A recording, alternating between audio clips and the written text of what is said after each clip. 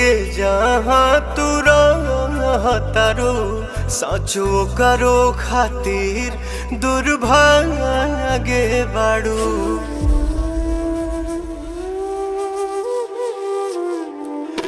हम गीता पहाथ धोके कहिए दे तू धोखा देवे में सबसे आगे बाड़ू।